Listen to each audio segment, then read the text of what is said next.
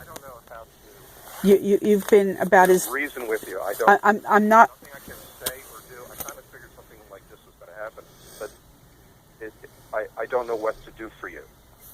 I don't know what to do. You're not Setting even... me up with him, Marcia, so well. It's expert. No, nobody's setting you up with anything. You haven't even been there. You haven't been there. I'm trying to make money so that we can pay our mortgage. I saw 35 people. You can still call. You stopped calling. You stopped calling. You used to at least call at lunchtime or call after work. And how are you? How anything? Nothing. Like it doesn't matter.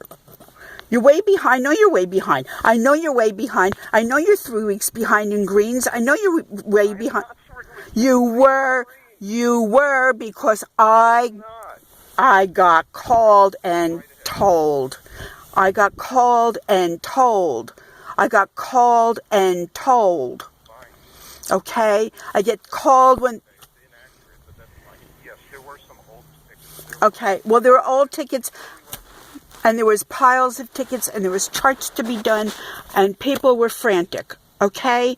And you walk around, and you're grumpy, and you're miserable, and people were calling, and I had patients asking me what was wrong.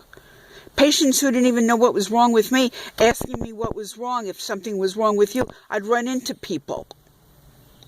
No, it's because I have cancer and we're stressed, okay?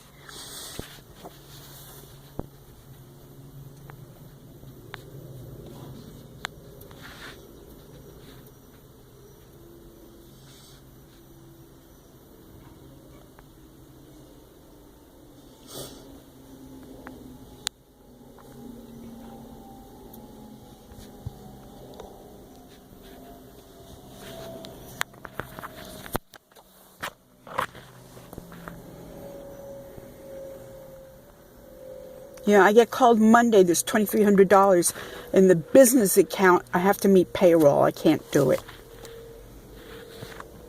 I've taken a lot of days off. I know you have. And you're not doing hospitals, and you're not doing... I know it's not for vacation. I can't cover the hospital and take large blocks of time off. Okay, well...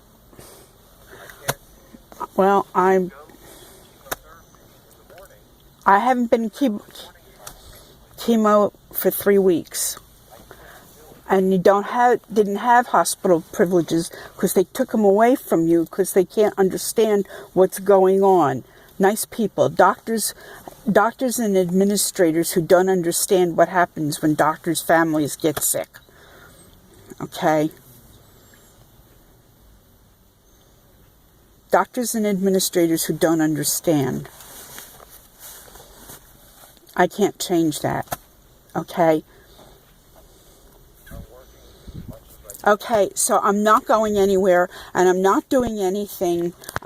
Things have been fine for 3 years. Nothing's happened. We didn't even know this was going on, so I'm just going to lay there quietly, and you can go back to your routine.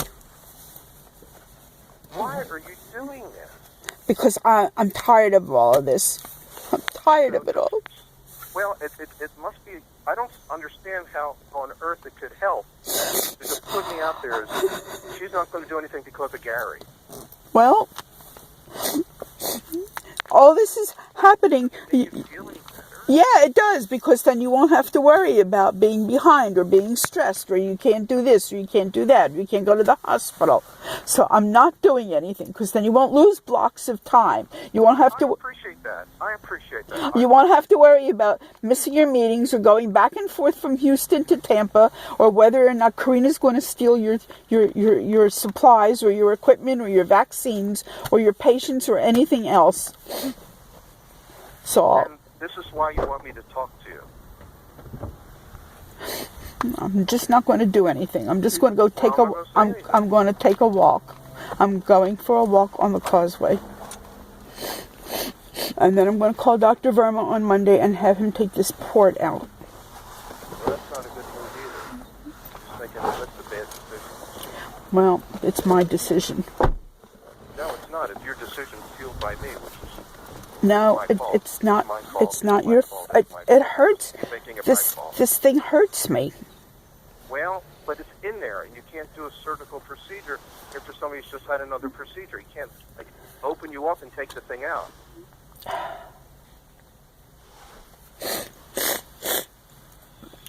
If he does it on Tuesday, even the other procedure's like a week away, so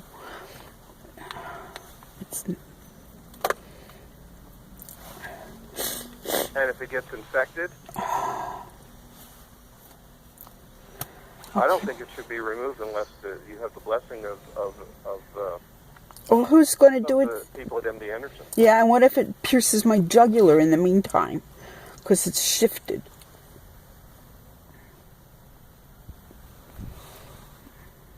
I'm not sure it shifted much at all. Well, I feel it. I'm not sure it shifted much at all. I'm going to go walk. Go ahead.